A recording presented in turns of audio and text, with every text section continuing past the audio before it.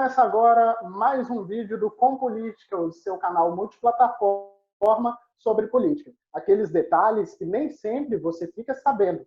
Hoje dividem o espaço comigo o jornalista Vitor Dávila, do Rio de Janeiro, o também jornalista Bernardo Pimentel, de Belo Horizonte,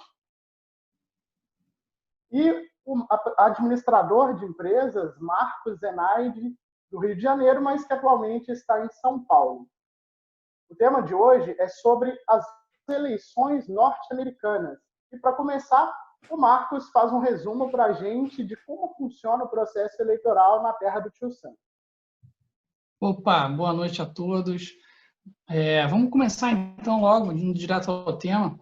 O sistema eleitoral americano, né, assim como o brasileiro, tem suas complexidades, suas particularidades, que muitas vezes são pouco conhecidas pelos próprios eleitores, né?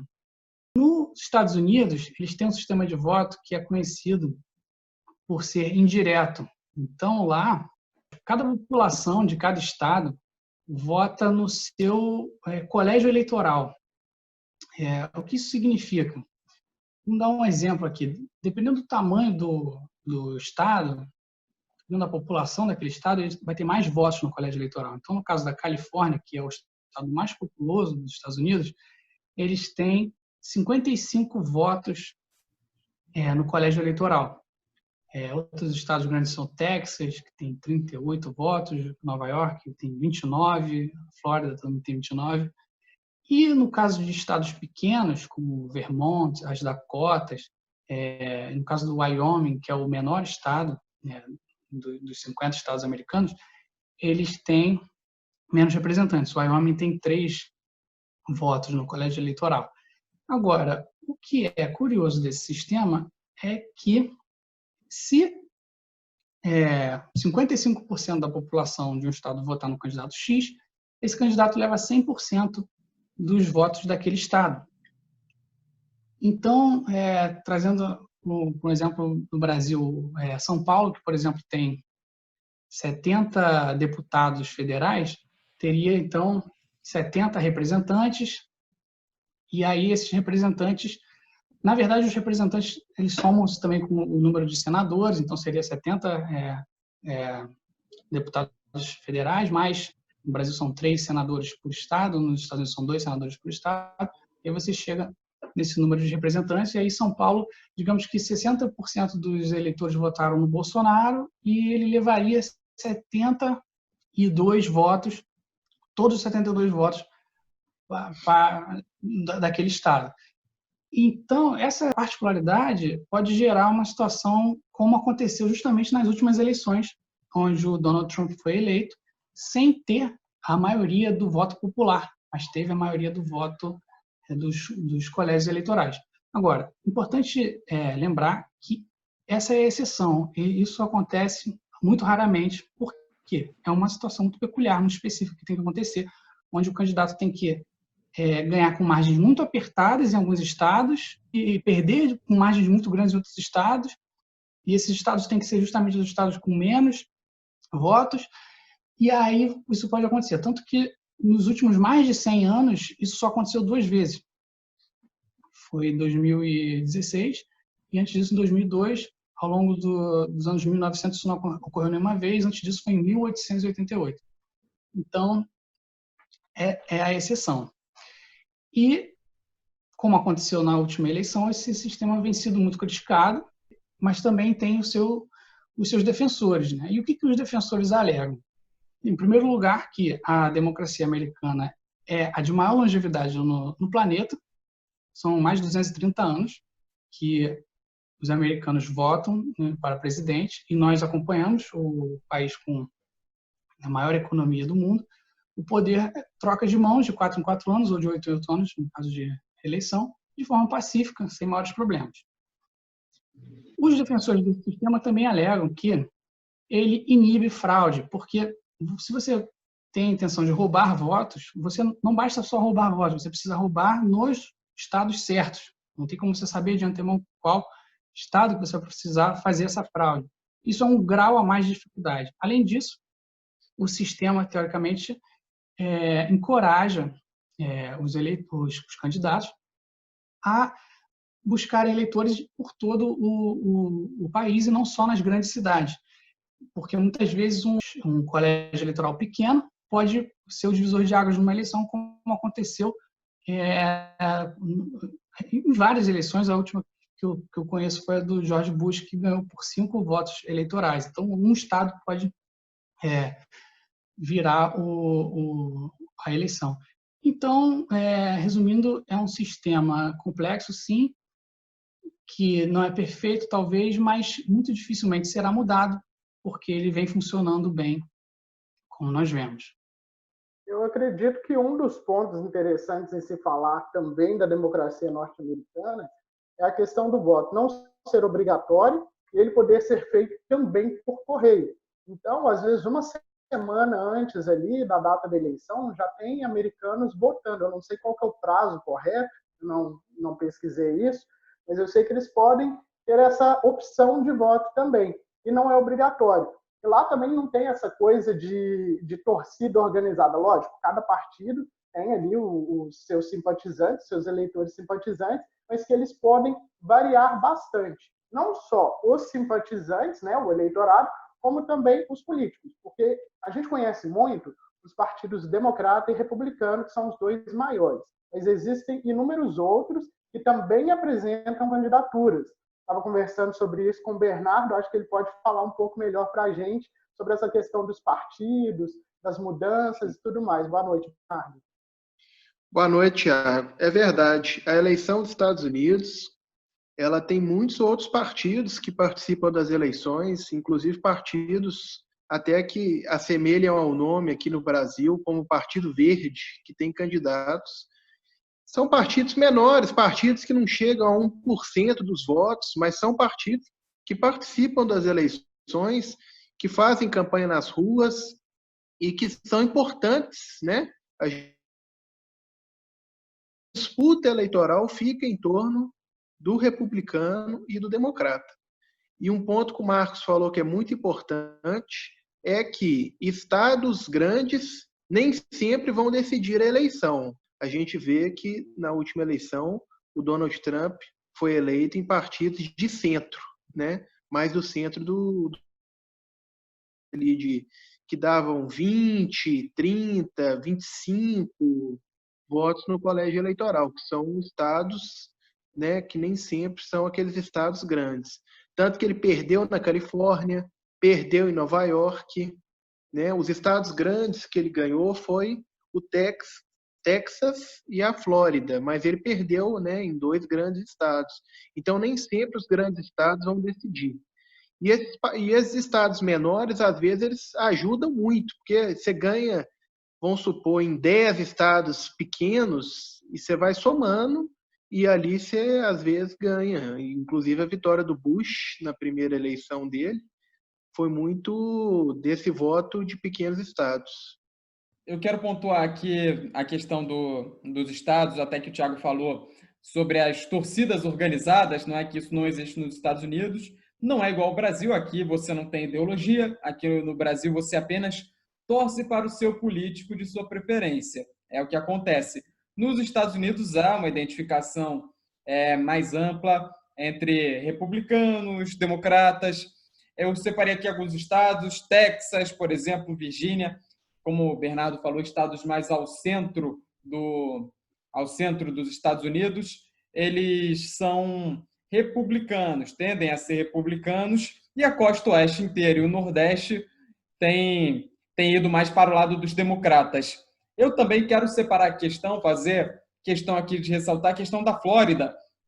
A Flórida que é sempre vista como a menina dos olhos, tanto dos republicanos quanto dos democratas, por ser um estado conhecido como vira-casaca. O que é vira-casaca?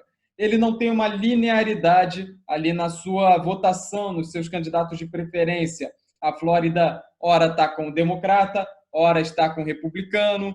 É sempre uma instabilidade a questão da Flórida, e que é o estado mais visado, inclusive, onde tem maior intensidade de campanhas, principalmente ao longo do pleito eleitoral. Pessoal?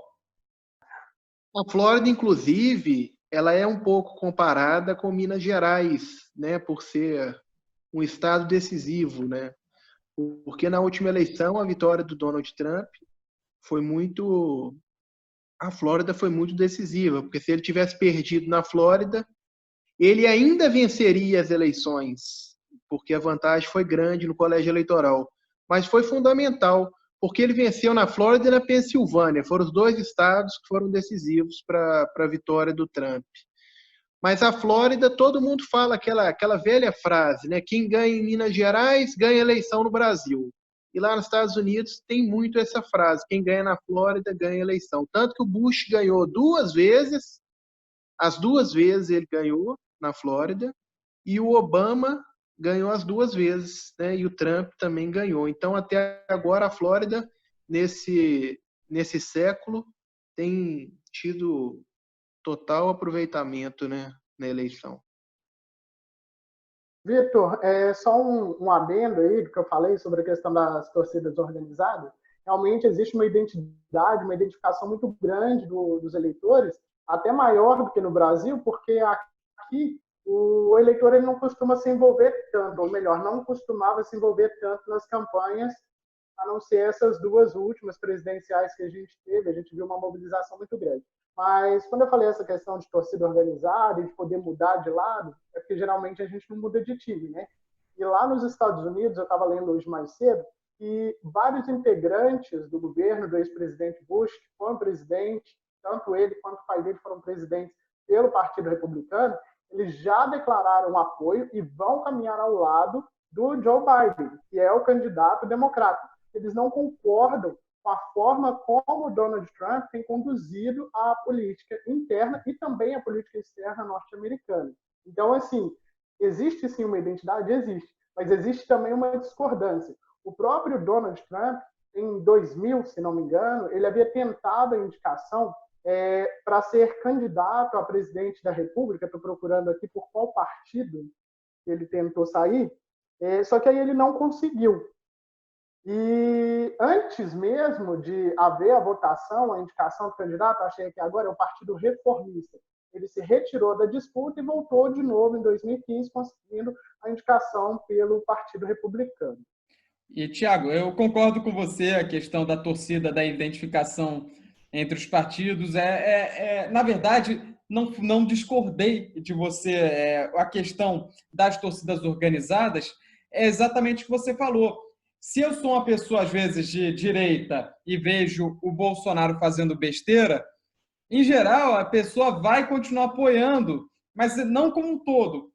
Veja bem, em 2018, houve essa polarização, era um clima de fla-flu, era um clima de rivalidade futebolística mesmo, era o que parecia. Hoje em dia, só quem ficou são os apoiadores fanáticos, os Minions de um lado e os petistas, os petralhas, né, do outro, fazendo aqui analogia com o meme, com a brincadeira. A população, em geral, tende a ficar mais neutra. Isso que é a grande diferença para os Estados Unidos. Os Estados Unidos, você tem ali um senso crítico maior, principalmente nessa... Você não tem esse fundamentalismo, vamos dizer assim, como você tem no Brasil. Só para fazer um adendo nesse comentário, Tiago. Agora, falando um pouco, pegando um gancho aí, já puxando para a questão das pesquisas eleitorais, eu estou com os números aqui da última pesquisa que foi feita pelo jornal The New York Times e divulgada no dia 14 de junho. De acordo com os números, o candidato democrata Joe Biden tem 50% das intenções, dos votos, né, dos eleitores americanos, contra 36% do Donald Trump. Então, são aí 14% de diferença entre um e outro, 14 pontos de diferença, é uma diferença muito grande, mas igual já foi dito aí anteriormente, ganhar em número de votos não significa que vai ser eleito, por quê? A forma de eleição lá, ela não é direta, não é o próprio eleitor que elege o presidente. Os eleitores elegem os delegados, e os delegados, sim, formam lá o colégio eleitoral que define quem é o presidente. Em 2016, como também já foi dito aqui, a Hillary venceu, né, em número de votos e perdeu nos delegados.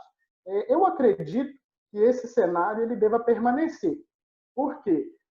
O Donald Trump ele só se sai bem na questão econômica. Em todas as outras, ele está tomando lenhada, está sendo assim ultra prejudicado. Fora o discurso conservador que ele tem, né? Ele se alia em todo mundo a governos totalmente totalitários, conservadores, como é o caso, por exemplo, do presidente Jair Bolsonaro aqui no Brasil. Inclusive, falando de Jair Bolsonaro e do Brasil, vai haver uma mudança muito grande no relacionamento internacional dos Estados Unidos com o Brasil. Por quê? O Joe Biden, ele já se colocou diversas vezes contrário às políticas que são feitas pelo Brasil, principalmente na área ambiental. Então, eu acredito que a eleição será, sim, nos Estados Unidos, mas nós temos que olhar com olhos atentos para lá, porque isso influi diretamente no que a gente faz interna e externamente aqui no Brasil. O Biden tem um perfil conciliador, Tiago. Então, por conta do Biden se colocar contra o Jair Bolsonaro nas políticas ambientais, não significa que o Biden não vai ser a pessoa que vai estender a mão ao Bolsonaro a fim de manter relações. Eu acho muito, na verdade, isso função do próprio Bolsonaro. Eu anotei umas aspas aqui em relação ao Bolsonaro, que ele falou sobre uma possível eleição do Biden. Abre aspas para o Bolsonaro. Se não quiserem fazer parceria, paciência. Fecha aspas. Bolsonaro falou em uma live. Eu vejo o Bolsonaro como um perfil muito passional.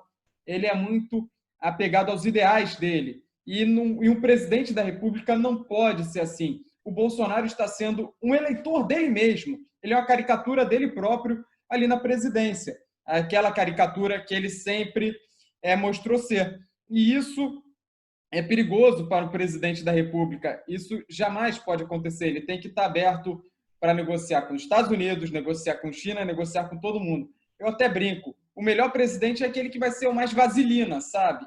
O que é o vaselina? A pessoa com perfil vaselina? É aquela pessoa que vai se dar bem com todo mundo.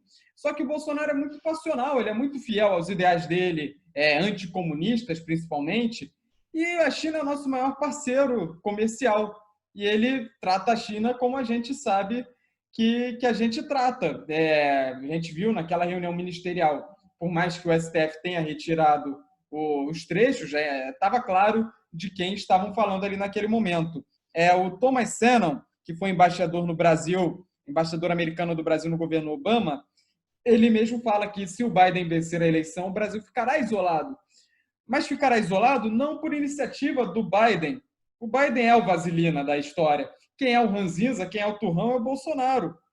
Sim, inclusive, quando eu falo sobre a questão da pressão que pode haver dos Estados Unidos sobre o Brasil, é justamente nesse sentido. Citei a questão ambiental, mas existem muitas outras a serem discutidas, porque os países eles não fazem política internacional apenas com a questão ambiental. Existe a questão comercial, a questão social, enfim, várias outras. Mas o que eu quero colocar é o seguinte: o Biden ele vai defender, por exemplo, a liberdade de expressão, a liberdade de imprensa. E o Bolsonaro, assim como o Donald Trump, eles têm uma relação muito crítica com a imprensa, que é de tratar os jornalistas como inimigos a serem abatidos. Como o Bolsonaro mesmo já disse aqui no Brasil, o jornalista hoje é uma espécie em extinção. Então, eu acredito que sim, vai haver uma cobrança internacional muito grande, uma mudança de paradigma, por conta que o presidente dos Estados Unidos, a maior potência do planeta, ela não estará mais alinhada com os devaneios do governo brasileiro atualmente. Então, assim, querendo, o Bolsonaro ele vai ter que mudar. Porque, por exemplo, na Argentina, nós tivemos eleição recentemente lá, e o candidato conservador perdeu um candidato mais à esquerda. A Argentina era o grande parceiro do Brasil, não só comercial, mas político também, aqui na América do Sul. Então, assim, já começa a mostrar a decadência, né, do conservadorismo, do extremismo de direita na América e no mundo. Porque eu acho que os Estados Unidos, se houver realmente a eleição do Biden lá, isso vai influenciar em vários outros países que também sofreram com essa onda conservadora, mas que agora têm a chance de tentar colocar uma medida no meio aí. Em relação à Argentina, Tiago, me chamou a atenção na sua fala. A Argentina, na verdade, sempre foi aliada ao Brasil com os governos parecidos. A Argentina, nesse ponto, é idêntica ao Brasil, é muito parecida com o Brasil. Era alinhada com o Brasil quando era Kirchner lá e Dilma / Lula aqui. Da mesma forma, quando era Macri lá, Bolsonaro aqui, agora saiu Macri, retorna Kirchner. Dizem que é Augusto Fernandes, mas a gente aqui, a gente trabalha com fatos, não é mesmo?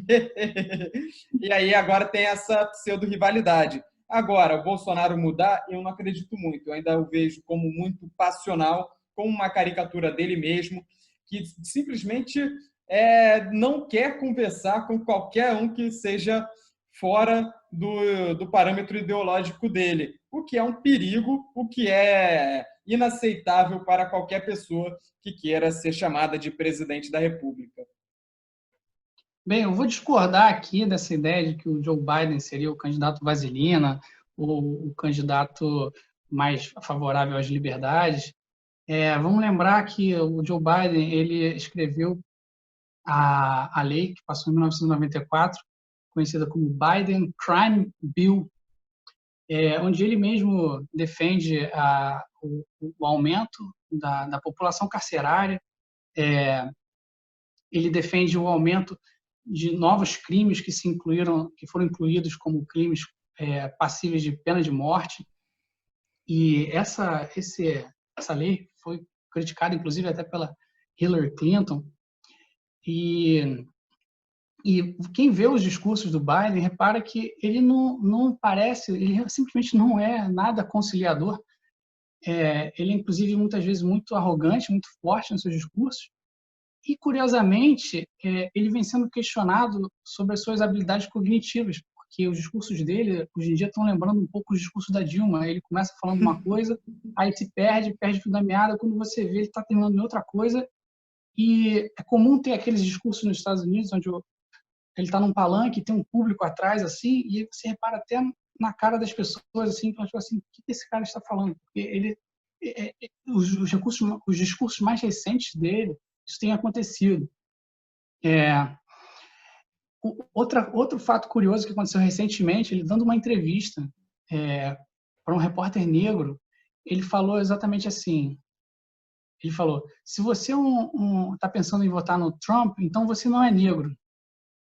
Aí, além disso soar racista, você tem que prestar atenção que ele não falou só assim, você não é negro, ele falou, você não é negro, ele usou uma expressão que é como se não tivesse falado não, ele tivesse falado num, assim, ele falou ain't, you ain't black. Ain't é uma palavra que não é gramaticalmente correta, é uma palavra muito conhecida, você vai ouvir em seriados, em filmes, mas você nunca vai ouvir o juiz falando essa palavra, o médico, o empresário, o advogado. Não, você vai ouvir uma pessoa de baixa educação falando essa palavra, porque ela simplesmente não é uma palavra gramaticalmente correta. Então, ele forçou ali e isso repercutiu super mal na mídia americana, vem sendo criticado por isso. Então, eu vejo, fazendo um paralelo, lembrando esse crime bill do Joe Biden, fazendo um paralelo com o termo que usamos aqui no Brasil da velha política, da nova política, o Joe Biden, que trabalha nesse ramo há 44 anos, sem dúvida, é um representante da velha política. Então, eu não vejo ele necessariamente como um representante da velha política, mas sim do tradicionalismo norte-americano que a gente vê muito em filmes e seriados. O Biden, ele é católico, né? A maioria quer dizer, a maioria não, mas uma boa parte da população norte-americana, ela também é da religião cristã, né? Da fé cristã. Então, assim, eu acredito, como espectador aqui da América do Sul, mas que a gente consegue acompanhar, é que ele represente aqueles valores, né, que o cidadão norte-americano ele sempre prezou, pelo amor à pátria e tudo mais. E, assim, a idade dele, ele já tem 77 anos, e os mandatos dele, ele teve 6 mandatos no Senado, isso não significa nada sobre ser ou não da velha ou da nova política. Porque não é a idade que define isso, mas sim as propostas que ele tem. Posso concordar com discordar, na verdade, com muitas das polêmicas que ele já se envolveu, mas eu acredito que para a política hoje, que está ficando muito radicalizada, não digo nos Estados Unidos, mas em outros países, inclusive aqui no Brasil, é preciso de um candidato, de um presidente, na verdade, que consiga ser o mediador. Até porque eu creio que ele, pela idade que ele tem, ele não vai, se eleito, ele não vai exercer 2 mandatos. Talvez ele seria ali um presidente de transição para um mandato de 4 anos, né? E, quem sabe, quem vier depois dele continuar aí um processo mais democrático, de apaziguar.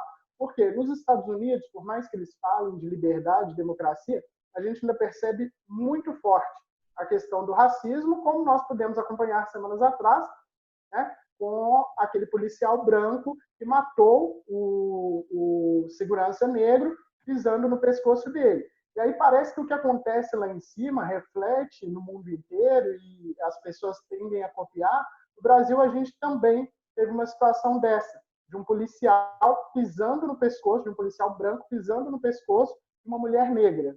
José Vitor. Bom, eu, na verdade, discordo de certo ponto do Marcos na questão do Biden não ser o candidato vaselina. Eu acho que o candidato que não seria, que não faria o perfil conciliador, na verdade, seria o Bernie Sanders. Se o Bernie Sanders fosse escolhido pelo Partido Democrata, aí sim a gente teria uma tendência maior a ter um embate, um choque, isso falando mais em relação à relação com o Brasil, tá, gente? Porque o Bolsonaro é a antítese do Bernie Sanders, vamos dizer assim. E o Partido Democrata não se mostrou disposto a combater o radicalismo do lado do Trump com o radicalismo com o Bernie Sanders. Aí viu no Biden esse nome mais conciliador, o Biden que foi vice do Barack Obama, o Biden que tem essa bagagem, o Obama que foi um governo conhecido também por ser, de certa forma, conciliador, falar com todo mundo, conversar mais. Foi o Obama, por exemplo, vale a gente lembrar, que começou a ensaiar uma reaproximação mais contundente com Cuba, por exemplo, o que não acontecia há séculos. O governo Obama, que foi um pouco mais incisivo nisso, e o Biden é ainda visto muito, é associado muito à figura do Barack Obama. Esperamos que siga pela mesma linha, se for nesse ponto. O Trump, a gente estava falando na questão econômica, o Trump nada de braçada em questão econômica. E isso eu acho que ainda tem a dar uma certa vantagem a ele. Embora pesquisas mostrem que o Biden esteja na frente, pesquisas em 2016 também davam a Hillary como eleita. E então, minha desconfiança com pesquisa só tende a aumentar. E os Estados Unidos, bem na parte econômica, assumindo esse posto de um país que manda em tudo, que pelo menos querendo se impor, não economicamente propriamente dito, mas em suas atitudes, em suas ações, eu acredito que possa, de certa forma, deixar o Trump com uma certa vantagem. Eu acredito que a escolha esse ano do Partido Democrata é muito melhor do que a escolha em 2016. Eu acho que em 2016 eles fizeram uma escolha muito ruim, porque a Hillary Clinton não era o melhor nome. E aquela escolha foi típico de uma pessoa que já era conhecida, né, na política, por ter o marido presidente por 8 anos. Então, aquela escolha foi muito errada, na verdade, porque o Partido Democrata tinha outras opções melhores, né? Então, esse ano, eu acredito que a escolha foi mais voltada para uma pessoa que tem uma competência melhor, uma experiência muito maior, tem uma idade, né, mais avançada, mais anos, né, e tem a experiência do Obama, né, de ter trabalhado com o Obama diretamente, né, no cargo de vice. Então, eu acho que dessa vez o Partido Democrata entra com mais chance. Mas o Trump está concorrendo à reeleição. E quem está concorrendo à reeleição tem muito mais chance de ser reeleito do que ser eleito da primeira vez. Então, a chance agora é mais difícil. É mais difícil para o Biden ganhar agora do que ter ganho em 2016. Então, o Partido Democrata vai ter que correr atrás. Vai ser uma disputa bem complicada. Sobre a escolha do Joe Biden, eu queria lembrar que o Partido Democrata votou nele e não no Bernie Sanders esse ano. E muitos dos eleitores do Sanders ficaram revoltados. Espero que discordar também da ideia de que nos Estados Unidos não tem briga de torcida na política, porque com certeza tem. Você viu as pessoas gritando na rua, até às vezes protestando violentamente. Mas, no caso, os eleitores do Bernie Sanders foram tão críticos ao Joe Biden que eles falaram que eles queriam votar no Trump porque normalmente, se o candidato democrata for eleito, ele competirá para a reeleição. Então, seriam mais 8 anos sem o desejo deles, que é ver o Bernie Sanders na presidência. Enquanto, se eles votarem no Trump, seria mais 4 anos de republicanos e o Sanders já concorreria de novo em 4 anos. Agora, vamos só lembrar que o Bernie Sanders é o candidato socialista, um candidato muito relacionado a Cuba, costuma elogiar o país. E vamos lembrar que enquanto os Estados Unidos vivem uma democracia, a democracia de maior longevidade no planeta, 230 anos de eleições, Cuba vive mais de 60 anos de ditadura. Se alguém aqui conseguir lembrar quando foi a última eleição de Cuba, não vai conseguir, não tem problema, porque eles vivem uma ditadura militar há mais de 60 anos. Então, sobre a candidatura do Trump, eu concordo que ele tem muitos defeitos, poderia apontar vários aqui, mas se ele tem um lado bom, é que ele é um representante da nova política. E eu concordo com o Thiago que a idade não interfere se ele é da nova ou da velha política. Quais são as ideias? O Trump tem a mesma idade praticamente do Joe Biden, tem 74 anos. Agora, diferente do Joe Biden, ele não está na política há 44 anos, ele não é um político de carreira parasitando o contribuinte há 44 anos. Ele justamente entrou nessa candidatura para combater o sistema, e é isso que ele vem fazendo, vem incomodando os Joe Biden da vida, o sistema político americano. E se ele vai ser reeleito ou não, realmente depende da economia. Historicamente, os candidatos que tentaram a reeleição em anos em que a economia vinha bem foram reeleitos. E o contrário aconteceu em anos que a economia vinha mal. Até o início da pandemia, tudo indicava uma reeleição do Trump. Agora, com esse cenário completamente atípico, a eleição está mais apertada, com certeza, mas também temos que lembrar que não dá para confiar nas pesquisas, né? Hoje em dia, as pesquisas que o Joe Biden está vencendo, assim como todas as pesquisas indicavam que a Hillary Clinton ia ganhar de lavada na eleição passada. Exatamente, Marcos. É ponto que eu levantei, bacana você ter voltado nesse ponto, porque é muito verdade. Agora, falando em eleições dos Estados Unidos, eu tento não pensar como o que vai ser o Trump, o que vai ser o Biden para os Estados Unidos, porque eu moro no Brasil, né? Então eu quero pensar, eu procuro focar em como vai ser o Biden ou o Trump para o Brasil. Nesse momento, no cenário atual do Brasil, com o governo atual que a gente tem, não estou querendo falar se um governo é bom ou é ruim. Para o governo atual que a gente tem, o melhor ainda é Donald Trump, por conta da proximidade com Jair Bolsonaro. Porque se temos um presidente nos Estados Unidos que não é alinhado com o Bolsonaro, o Brasil vai negociar com quem? Com quem? Com ninguém, porque a gente já está começando a querer estremecer relação com a China, estremecendo relação com o Oriente Médio, apostando tudo numa ideologia do presidente da República, que é ficar muito próximo aos Estados Unidos e Israel. E é isso que acontece atualmente aqui no Brasil. Então, eu não vejo com bons olhos para um Brasil com Jair Bolsonaro como presidente, Joe Biden presidente dos Estados Unidos, por conta justamente desse perfil que a gente vem traçando ao longo do Com Política de hoje. Não vale a pena a gente ficar toda hora remoendo o mesmo assunto. Agora, de fato, a gente tem que reconhecer algumas coisas. O Bolsonaro foi passional na sua ideologia, na sua linha de raciocínio. O Bolsonaro não foi um presidente da República, ele foi o tempo todo uma caricatura dele mesmo. Chegar para o presidente da República dos Estados Unidos, chegar para o Trump e falar I love you, isso é ridículo. Para dizer no mínimo, isso no mínimo ridículo. O Marcos até deu uma risada ali, porque é ridículo. Você tem que negociar, você é mais alinhado com os Estados Unidos, beleza, você vai lá e negocia uma forma de você obter vantagem através disso. Não você simplesmente ignorar que você tem outros países para negociar em prol de seguir a sua linha ideológica, a sua linha ali de pensamento. Trump ou Biden? A gente só vai saber em novembro, quando os americanos vão às urnas. deixo esse espaço, então, para as considerações finais. Começo eu. Creio que as eleições elas são muito importantes para que se resolvam os problemas que os Estados Unidos estão passando, mas, como eu disse anteriormente, numa das minhas falas, a gente precisa olhar com atenção e com carinho para o que está acontecendo lá na terra do Tio Sam.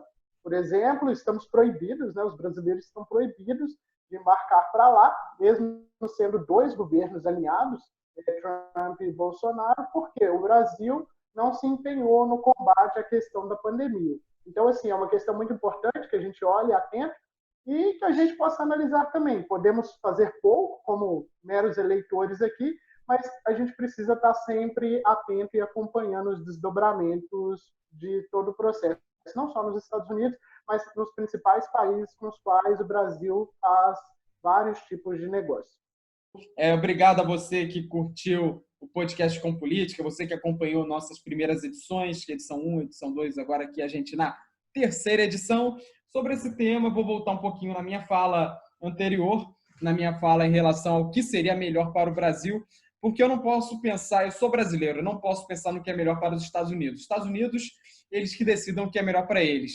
Eu tenho que pensar no que é melhor para o Brasil, e nesse momento não dá nem para falar no que é melhor. Na verdade, o que seria menos pior para o Brasil seria Donald Trump permanecer no poder nos Estados Unidos, porque o Brasil já abriu uma estrada enorme ali de negócio com os Estados Unidos. O problema é que é uma negociação feita, pautada inteiramente numa passionalidade ideológica por parte do presidente da República, do qual o presidente dos Estados Unidos tira N vantagens sobre isso. Esse aí é que mora o perigo. No entanto, é melhor você ter um negócio, você ter um comércio externo, você ter uma relação exterior com desvantagem do que não ter nenhuma.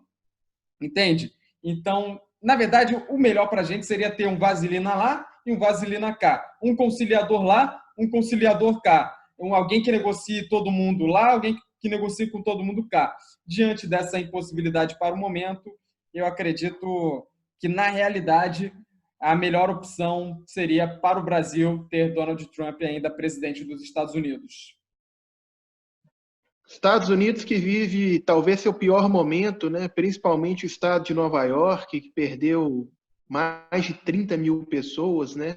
Vítimas da pandemia, né? Vem se recuperando agora, né?